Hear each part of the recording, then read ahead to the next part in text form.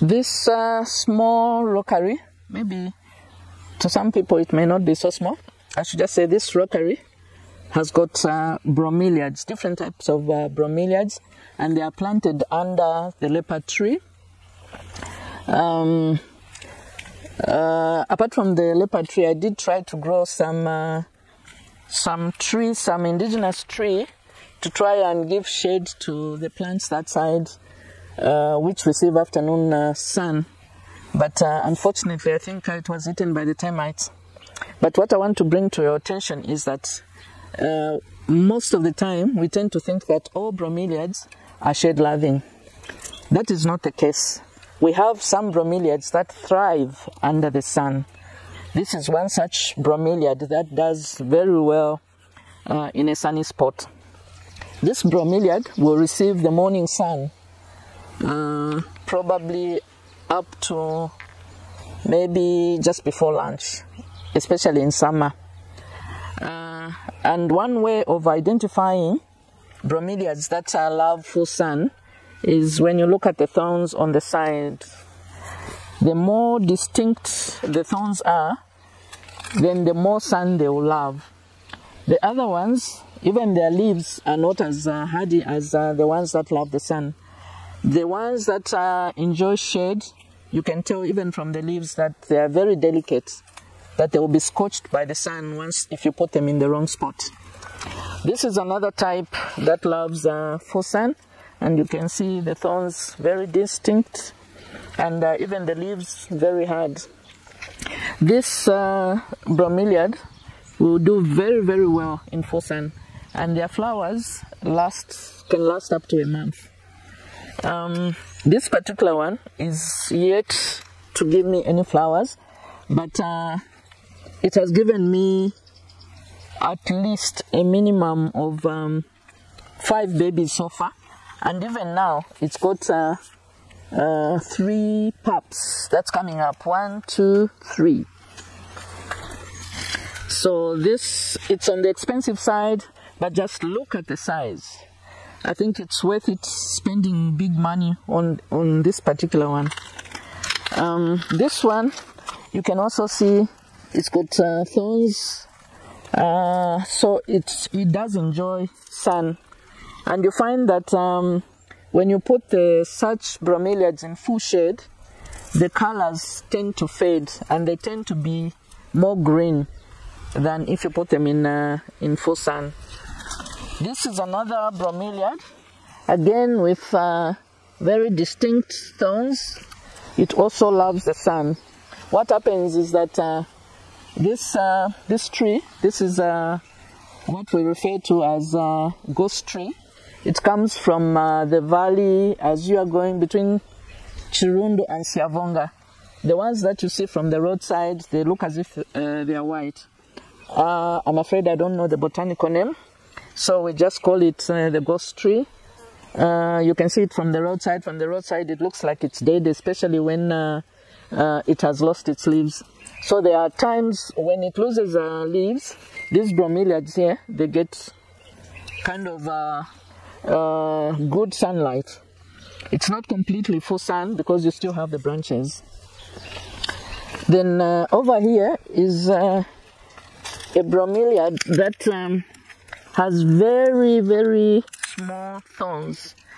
This particular one will enjoy more shade than the others. Then in the middle there, this is another bromeliad which loves the sun. It doesn't have to be under the shade. It will give you flowers. The flowers will last maybe a month or so. It's a very good filler if you want to fill up. If you've got a big garden and you need to fill it up, this is the bromeliad to buy. It multiplies so fast that you won't know what to do with all the pups you can give away, but it will still continue to give and give you.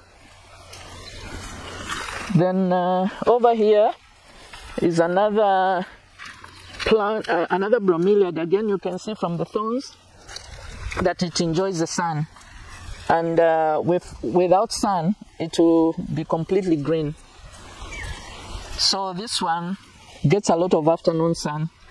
The only problem is that when it gets a lot of, sometimes the afternoon sun is so harsh. As you can see from there, the leaves are bent because it gets too much afternoon sun, even though it's got thorns, which are big, but it's not enjoying the afternoon sun. The good thing about bromeliads, like orchids, the bromeliads are in a way similar to orchids in that in the wild they grow mostly on the tree branches. So their requirements are more or less the same. And there are many varieties, species of bromeliads, just like the orchids. Where bromeliads are growing in the wild, in the forest, you are bound to find some orchids also growing on the trees. So what we saw from the other side was bromeliads that could take the sun and thrive in the sun.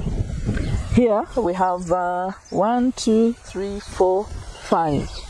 These bromeliads actually came from that one. That is the mother plant.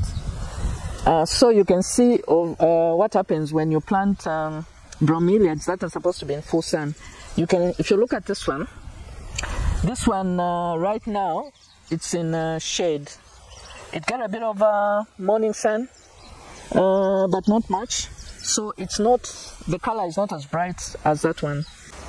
Again, as I was saying, you don't need to plant them too deep in the soil. And the soil should be very, very light because you're trying to mimic where they're coming from. They're coming from a place where they will probably be growing underneath the trees.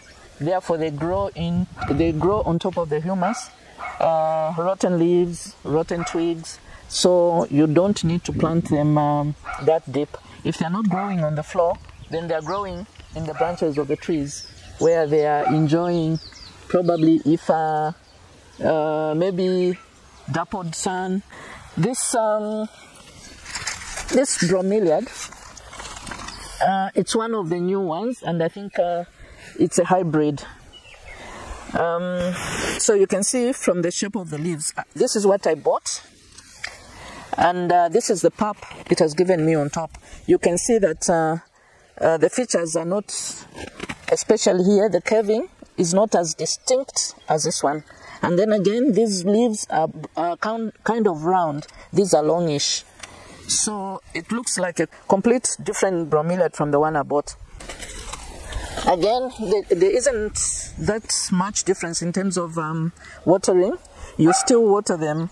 There's no need for you to fill up the pot with water, because the important area where the water should land is the leaves. Just like fertilizing. If you do fertilize, maybe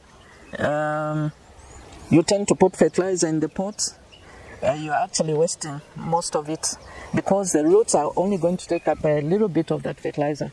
But if you put it on the leaves, you're putting it to good use. It means the leaf can automatically take it up and use it.